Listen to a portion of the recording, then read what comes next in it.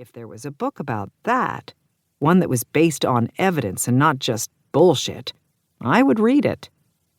I jumped off the couch, kissed him, and ran to my office to start typing. Because what became clear to me as I listened to him was that this is everyone's problem, not just my husband's or Chip Wilson's. Without the ability to consistently and accurately telegraph our thoughts and intentions to others, none of us can succeed. No individual, no team, and no organization. Communication is vital. But the great irony is that human beings have a surprisingly difficult time when it comes to knowing what exactly they are communicating. After you have listened to this audiobook, you will understand better than ever why that's the case, why communication is so very, very hard to get right. But you'll also have a better understanding, perhaps for the first time, of what other people are actually seeing in your words and actions. And with that, you have the power to shape that perception, to take control of the messages you send. When people ask me if this audiobook is about making a good impression, I tell them no, it isn't. Because for me, it's always been about something more essential and more authentic than that. It's about coming across the way you intend to. In a world where relationships are everything and no one accomplishes anything alone, could there be anything more important than that? The uncomfortable truth is that most of us don't come across the way we intend. We can't see ourselves truly objectively, and neither can anyone else. Human beings have a strong tendency to distort other people's feedback to fit their own views. We know this intellectually, and yet we rarely seem to recognize it as it's happening. That can cause you big problems in your personal and professional life.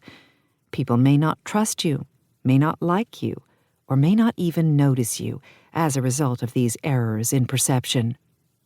If you have ever felt yourself underestimated or misjudged, if you have stepped on toes without meaning to and been called to task for it, if you have wanted to cry out, "That's not fair," when false and hurtful assumptions have been made about you, I'm here to tell you that you are right. The way we see one another is far from fair. In fact, much of this process of perceiving other people, as you'll soon discover, isn't even rational. It's biased, incomplete, and inflexible. It's also largely, but not entirely, automatic. Our intuitions about how we are seen by others might be surprisingly inaccurate, but there is good news. Social psychologists have been studying how we really see each other for the better part of a century. Our collective research shows that perceivers are, without a doubt, prone to error. These kinds of errors are, however, predictable. Perception is governed by rules and biases that we can identify and anticipate. The aim of this audiobook is to help you understand how other people really see you and to give you tools to alter your words and actions when necessary so that you can send the signals you want to send.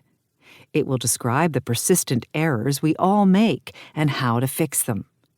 Knowing how you are actually perceived in an interview, on a sales call, in your everyday interactions with your boss or coworkers can go a long way toward improving nearly every aspect of your working life. It's the key to making and sustaining a good impression, to being respected and valued, to getting ahead. And as Chip Wilson now no doubt knows, to hanging on to what you've got. My hope is that after you've listened to this audiobook, many of your past misunderstandings will begin to make sense. Best of all, you'll be able to communicate more effectively, renew and strengthen your relationships, be recognized for the person you truly are, and when it matters most, come across the way you intend to. In Part 1, I'll lay out the basics of how perception works, including the two main phases to perception. Phase 1, automatic and filled with bias, and Phase 2, effortful and more accurate. In Part 2, we'll unpack the major lenses of perception that shape these biases: trust, power, and ego. In Part 3, we'll see how the personality of perceivers can influence what they see and